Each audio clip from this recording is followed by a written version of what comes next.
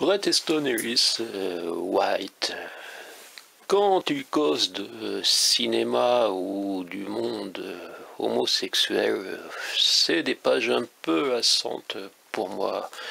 Je pense qu'il aurait pu réduire ce bouquin, cet essai, en deux parties. Et pour moi, l'essentiel se trouve dans son analyse de la dérive des prétendus réseaux sociaux où, paraît-il, la liberté d'expression est totale, mais tout fonctionne autrement avec les likes, avec les groupes, avec les lobbies.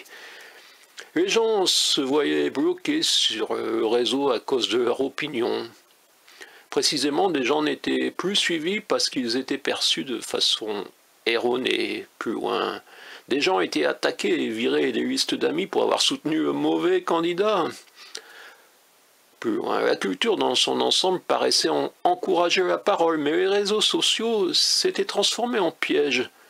Et ce qu'ils voulaient véritablement, c'était se débarrasser de l'individu. Vous avez compris, je vous ai préparé quelques extraits. Nous sommes entrés, semble-t-il, dans une sorte de totalitarisme qui exècre la liberté de parole et punit les gens s'ils révèlent leur véritable personnalité.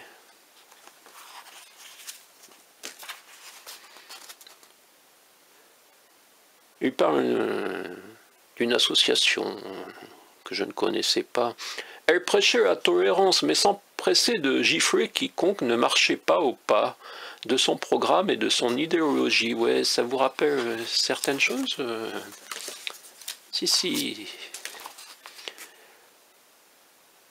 Vous pouvez regarder les réactions qu'il y a eu sur une de mes vidéos au sujet de la venue à mon cuc d'un youtubeur qui s'intitule Rire Jaune. Chacun doit être eux-mêmes et avoir les mêmes réactions face à n'importe quelle œuvre d'art, n'importe quel mouvement, n'importe quelle idée. Et si une personne refuse de se joindre au cœur de l'approbation, elle sera taxée de racisme ou de misogyne. C'est ce qui arrive à une culture lorsqu'elle ne se soucie plus du tout d'art.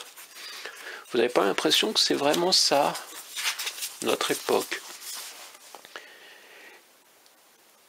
Il n'y avait pas encore une chose comme le crime de pensée, il parle de sa jeunesse des années 90, qui est aujourd'hui une accusation quotidienne. Les gens s'écoutaient les uns les autres et je me souviens d'un temps où vous pouviez avoir des vues très arrêtées et remettre en question les choses ouvertement, sans être considéré comme un troll et un ennemi à bannir du monde civilisé si vos conclusions s'avéraient différentes. Pour être acceptés, nous devions suivre un code moral exigeant, celui lequel tout devait être éradiqué et la voix de chacun respectée. Et quiconque défendait des opinions négatives ou impopulaires, qui n'étaient pas inclusives, en d'autres termes un simple dislike, serait exclu de la conversation et impitoyablement humilié. Des quantités absurdes d'invectives étaient souvent déversées sur le supposé troll, au point où l'enfance et la transgression originale, la plaisanterie foireuse insensible, l'idée tout simplement semblait négligeable en comparaison. Dans la nouvelle ère numérique du post-empire, nous avons pris l'habitude d'évaluer les émissions de télévision, les restaurants, les jeux vidéo, les livres et même les médecins.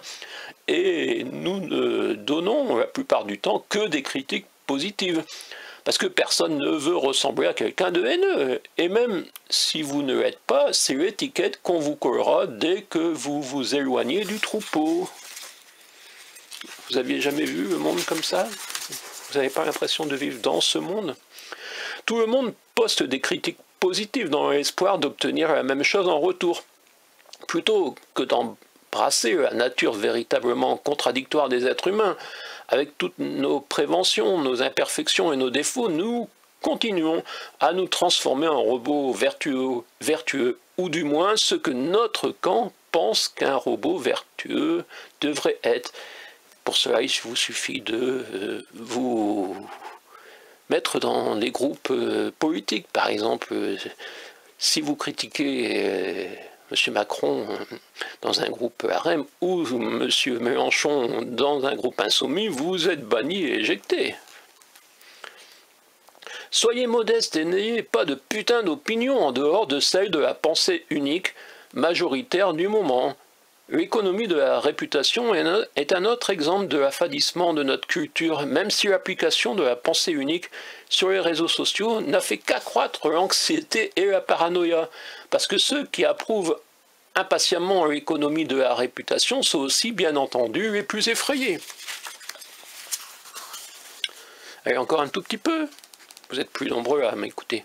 Voici l'impasse des réseaux sociaux. Après avoir créé votre propre bulle qui ne reflète que ce qui vous concerne ou ce avec quoi vous vous identifiez, après avoir bloqué et cessé de suivre des personnes dont vous avez jugé et condamné les opinions et la vision du monde, après avoir créé votre propre petite utopie fondée sur vos valeurs chéries, vous voyez un narcissisme dément commencer à déformer cette jolie image. Ne pas être capable ou ne pas vouloir se mettre dans la peau de quelqu'un d'autre afin de voir le monde d'une façon complètement différente de la vôtre, est le premier pas en direction de l'absence d'empathie. Et c'est la raison pour laquelle tant de mouvements progressistes deviennent aussi rigides et autoritaires que les institutions qu'ils combattent. Allez, après c'est terminé. J'ai noté en marge Douglas Kennedy en référence à une de mes vidéos où quelqu'un ne supporte pas que je puisse émettre quelques doutes sur la pertinence de sa dernière trilogie. On y va. Toute critique du travail de quelqu'un est invariablement blâmée comme provenant d'un sentiment d'élitisme, d'un sentiment de jalousie ou de supériorité. L'idée de presser sur le bouton like pour tout, de faire taire les opinions différentes, est une chose qui aurait certainement hérissé Wallace. Voilà, je ne vais pas vous parler de David Wallace, qui est une des personnes de ce roman.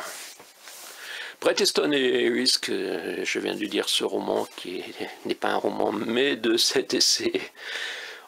On pourrait croire que Bret Easton Ellis n'écrit que des romans et quelque part il n'y a plus de place pour le roman dans notre époque. Ici mon cul en quercy blanc, où vous voyez la littérature américaine est parfois présente. Dystopie française. Comment rendre visible un roman dans un pays où il semble désormais de nouveau nécessaire de posséder un budget promotionnel ou de nombreux amis bien placés